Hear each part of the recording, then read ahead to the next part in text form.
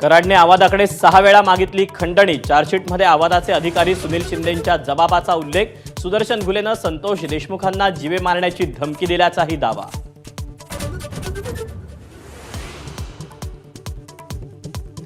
वाल्मिक कराडकडून तिसऱ्यांदा खंडणीची मागणी तर धनंजय मुंडेंच्या परळी कार्यालयातच आवादा अधिकाऱ्याच्या जबाबात स्पष्ट उल्लेख।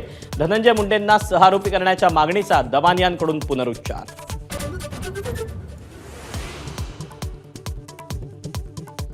सुरेश धसांच्या आरोपांवर मुंडे कुटुंबियांचा पलटवार। धनंजय मुंडेंच्या पाठीशी संपूर्ण कुटुंब तर त्यांच्यावर करण्यात आलेले आरोप बिनबुडाचे असल्याचा भाऊ अजय मुंडेंचा दावा।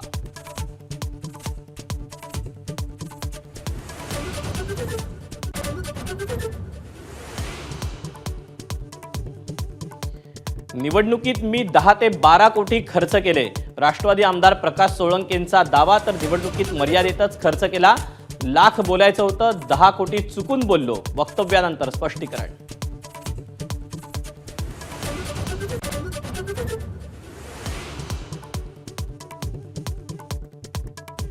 प्रशांत कोरटकरच्या जामीन अर्जावर उद्या सुनावणी। सुनावणीसाठी कोरटकरला कोर्टात हजर राहायचं की नाही यावर कोर्ट निर्णय देणार।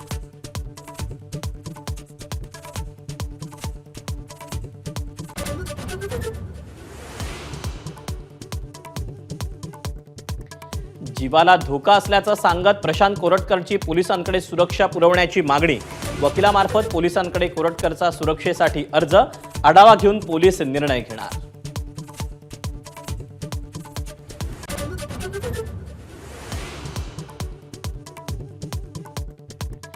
लाडकी बहीण योजनेच्या लाभार्थ्यांची संख्या मोठ्या प्रमाणात घटण्याची शक्यता। तब्बल 10,000 कोटी रुपयांनी तरतूद कमी केली। 50 लाख महिला घटणार। भास्कर जाधवांचा हल्लाबोल।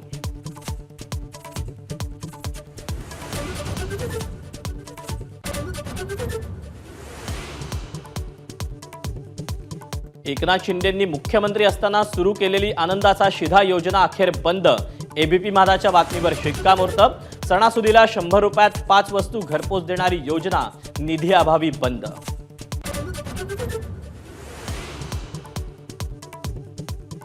मशिदींवरील भोंग्यावर विधानसभेत चर्चा। डेसिबल मर्यादा भंग करणाऱ्या भोंग्यांवर स्थानिक पोलीस कारवाई करतील। मुख्यमंत्री फडणवीसांचे निर्देश। रात्री 10 ते सकाळी 6 पर्यंत सर्व भोंग्यांवर निर्बंध।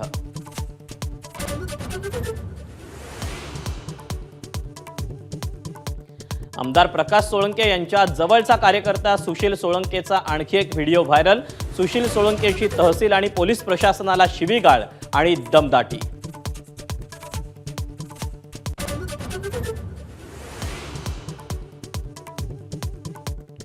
सतीश उर्फ खोक्याचा बीड जिल्हा आणि सत्र न्यायालयात अटकपूर्व जामिनासाठी अर्ज। जामीन अर्जावर उद्या सुनावणी। खोक्याच्या अटकेसाठी पोलिसांच्या 2 टीम रवाना।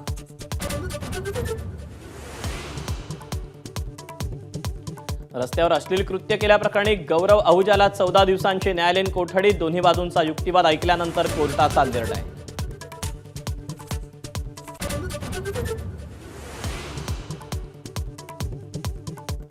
पाकिस्तानात 500 प्रवाशांनी भरलेली ट्रेन हायजॅक। बलुचिस्तानमधील लिबरेशन आर्मीकडून 100 प्रवासी पोलीस। ट्रेनमधील 6 सुरक्षा कर्मचाऱ्यांची हत्या झाल्याची माहिती।